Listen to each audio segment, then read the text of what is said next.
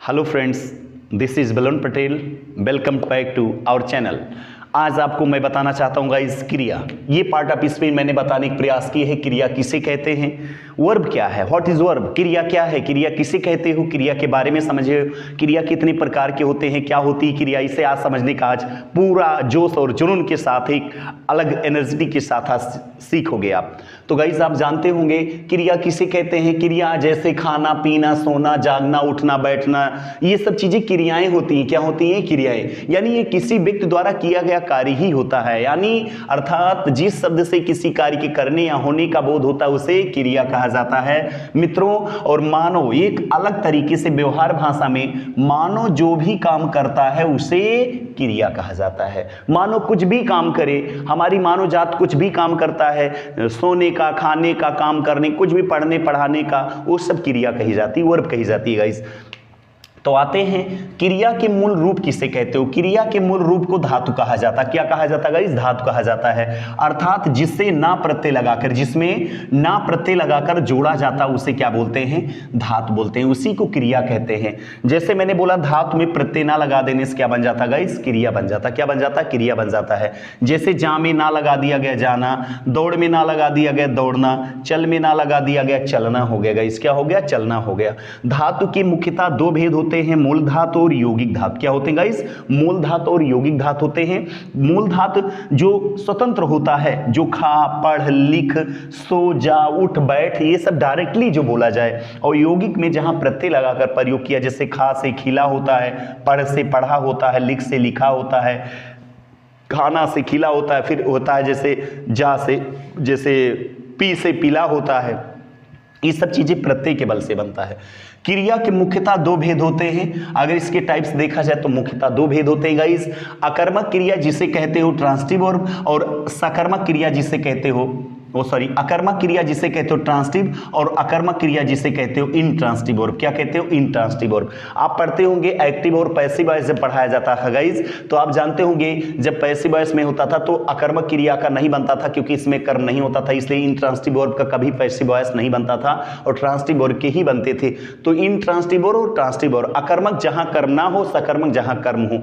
तो अकर्मक को पहले जानते हैं। अकर्मक किसे कहते हैं गाइस, जहां कर्म नहीं होते। संसार में दो ही होते हैं कार्य, जहां कार्य में दिखाया जाए कि कौन सा क्रिया हो रही है, क्रिया हो रही है तो क्या कर रहे हो। अगर दिखाया जा रहा तो वो सकर्मक है, नहीं दिखाया जा रहा तो अकर्मक होता है। बहुत क्रियाएं ऐसे हैं जो हम दिखा नहीं सकते, बता नहीं सकते, वही अकर्मक क्रिया कही जाती है। जैसे मैंने कहा मैं खाता हूं, क्या खाता हूं कोई पता नहीं। जैसे मैंने कहा मैं आम खाता हूं, क्या खाता हूं, आम। यानी यदि प्रश्न का उत्तर देने से अगर यस या नो, यानी अगर उत्तर आ जा रहा है, यदि प्रश्न का उत्तर आ जा रहा है क्या क्यों कब लगने से, तो उसे सकर्मक क्रिया, अगर नहीं आ रहा तो उसे अकर्मक क्रिया ये पहचान होती है।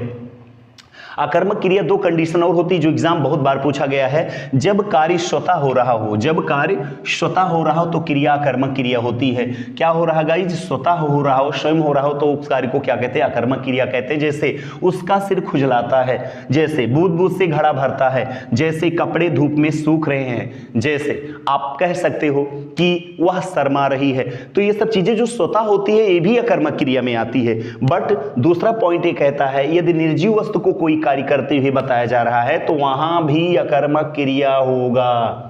क्या होगा दोस्तों, वहां भी अकर्मक क्रिया होता है। यदि कहीं निर्जीव वस्तु को काम करते हुए, कभी निर्जीव वस्तु काम नहीं करता है, इसलिए क्या कहा जाता है, क्योंकि निर्जीव वस्तु को काम कराने के लिए कोई होता है, और जो होता है तो सकर्मक होगा, नहीं होता तो अकर्मक होगा, इसलिए कहते हैं। जैसे मैंने कहा एग्जाम में, एग्जाम्पल के तौर पे वर्षा हो रही है, पंखा चल रहा है, हवाई जहाज उड़ रहा है, ठीक, पानी बह रहा है। ये सब चीजें किस में आएगा, निर्जीव वस्तु को दिखाया गया, लेकिन काम हो रहा है। यानी निर्जीव वस्तु को कोई कार्य करते हुए दिखाया जाए, बताया जाए, तो वहां भी अकर्मक क्रिया। अगर स्वतः कार्य हो रहा है तो भी अकर्मक क्रिया होती है।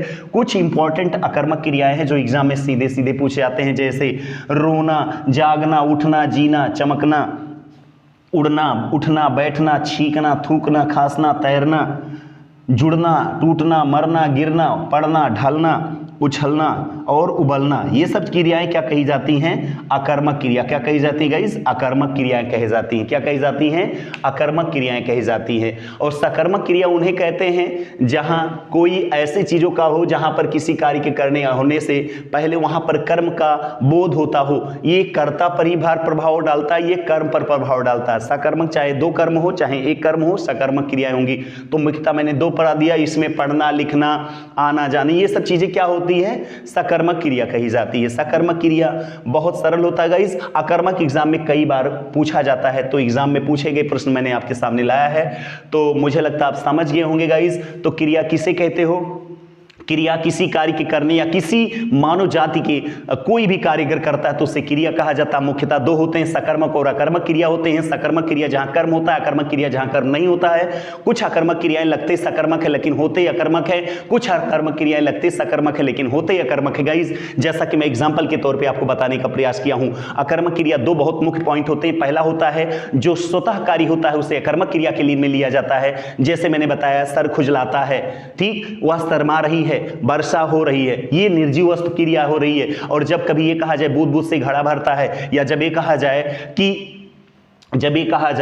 कि आपके निर्जीव वस्तु में जब कहा जाए जैसे कपड़े धूप में सूख रहे, तो ये क्रियाएं स्वतः होती है। सेकंड पॉइंट मैंने बोला है निर्जीव वस्तु को कार्य करते हुए पाया, जब वर्षा हो रही है, पानी बह रहा है, ठीक। और जैसे मैंने बोला आपसे पंखा चल रहा है, हवाई जहाज उड़ रहा है, ये सब निर्जीव वस्तु चलने का दिखा रहा है। बाकी कुछ चीजों का मैंने पॉइंट दे दिया है, इसे आप देख लीजिए गाइस। और बहुत ही कम समय में मैं आपको बहुत अच्छा देना चाह रहा हूं, क्योंकि क्रिया का मूल रूप धातु होता है। धातु भी दो प्रकार के होते हैं गाइस, एक मूल धातु, यौगिक धातु होती है। यौगिक जहां प्रत्येक युग से मूल जो स्वतंत्र होता है, खा पी उठ बैठ जा मर सो, ये सब चीजें किस में आते हैं?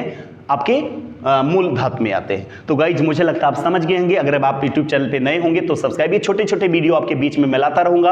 और मुझे लगता है आप सब बहुत अच्छे होंगे और एक जुनून और एनर्जी के साथ आप मेहनत भी कर रहे होंगे। बिल्कुल आप मेहनत करते रहिए और इन चीज को आप फॉलो करिए और सब्सक्राइब करिए, कमेंट करके जरूर बताइएगा जैसे वीडियो आपको पसंद आएगा। तो गाइज आज के लिए इतना ही, धन्यवाद। जय हिंद, जय भारत।